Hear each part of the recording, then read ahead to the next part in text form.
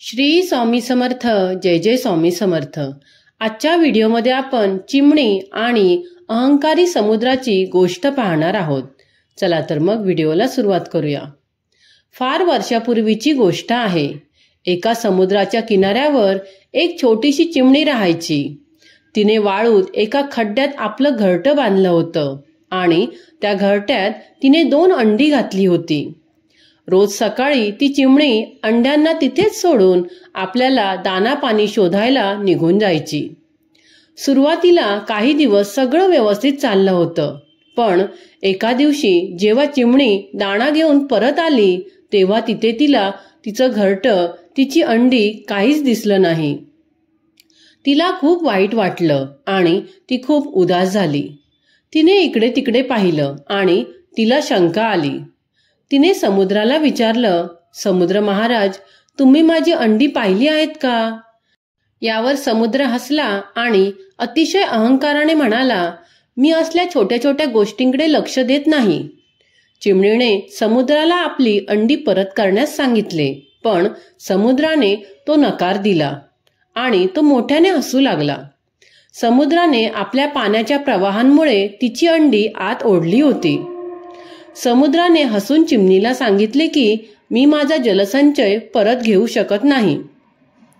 समुद्राचे हे अहंकारी आणि तिरस्काराचे बोलणे ऐकून चिमणीने धमकी दिली की जर तू माझी अंडी परत केली नाहीस तर मी तुझे सगळे पाणी सुकून टाकीन. समुद्र पुन्हा हसला आणि म्हणाला, तू एक छोटीशी चिमणी आणि मी विशाल समुद्र. तू अनेक जन्म घेतले तरी माझे पाणी सुकवू शकत नाहीस. हे मूर्ख चिमणे, तुझा हट्ट सोड. समुद्राचे हे उद्गार ऐकून चिमणीचा निश्चय आणखी पक्का झाला. चिमणीने लगेच आपल्या छोट्याशा चोचीने समुद्राचे पाणी उचलणे सुरू केले. ती समुद्रात जायची, चोचीत पाणी भरायची आणि लांब घेऊन जाऊन ते पाणी ओतून टाकायची. 4-5 दिवस तिचे हे काम अविरत चालू होते. या काळात चिमणीने काही खाल्ले नाही, त्यामुळे ती खूप अशक्त झाली. तिचा हा अद्वितीय संघर्ष काही इतर पक्षी बघत होते.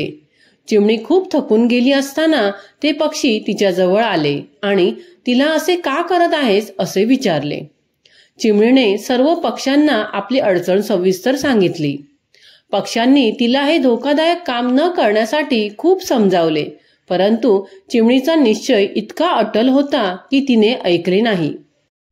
चिमणी म्हणाली, जर तुम्हाला मदत करायची असेल तर करा, नाहीतर मला माझे काम करू द्या.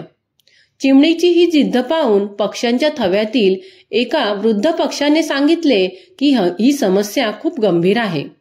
आता आपल्याला पक्ष्यांचे राजा असलेल्या गरुड देवांना भेटणे योग्य राहील. गरुड देवच आपल्याला मदत करू शकतील. त्यानंतर सर्व पक्षी गरुड देवाकडे गेले आणि त्यांना सर्व हकीकत सांगितली.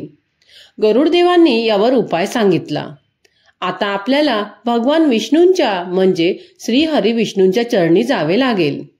समुद्र हा विष्णूंच्या आज्ञेचा अनादर करू शकत नाही. त्याप्रमाणे गरुड देव भगवान विष्णूंकडे गेले आणि त्यांनी विनंती केली, हे हरी विष्णू, हे भगवान, पृथ्वीवर एक छोटीशी चिमणी आहे जिची अंडी समुद्राच्या लाटांमुळे समुद्राच्या पाण्यात डुबून गेली आहेत. त्यामुळे आईच्या मनाला खूप दुःख झाले आहे. हे प्रभो, तुम्ही तिन्ही लोकांचे स्वामी आहात.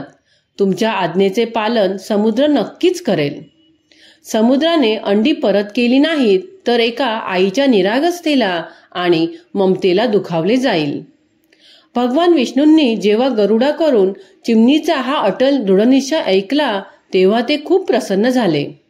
ते स्वतः समुद्राजवळ आले आणि त्यांनी समुद्राला आदेश दिला, हे समुद्रा, तुझ्या पाण्यात एका निरपराध चिमणीची अंडी आहेत, ज्यामुळे एका आईला दुःख पोचले आहे. मी तुला आदेश देतो की तू तुझे पाणी मागे घे, जेणेकरून या चिमणीला तिची अंडी परत मिळतील. भगवान विष्णूंचा आदेश मिळताच समुद्राने त्यांना प्रणाम केला. त्याने त्वरित आपले पाणी मागे घेतले, त्यामुळे चिमणीला तिची अंडी परत मिळाली. अशा प्रकारे एका आईच्या ममतेचा आणि तिच्या अटल दृढनिश्चयाचा विजय झाला. मित्रांनो, या कथेतून आपल्याला हे शिक्षा मिळते की कोणतेही कार्य छोटे किंवा मोठे नसते. जर तुम्ही मनात निश्चय केला तर ईश्वराच्या मदतीने कोणतेही कार्य पूर्ण होते. म्हणूनच नेहमी जिद्दीने आणि आत्मविश्वासाने काम करत राहा. तर मित्रांनो आणि मैत्रिणींनो, तुम्हाला माझा आजचा हा व्हिडिओ आवडला असेल तर व्हिडिओला लाईक, शेअर आणि माझ्या चॅनलला सबस्क्राईब करायला विसरू नका. पुन्हा भेटूया अशाच एका नवीन व्हिडिओ सोबत. धन्यवाद.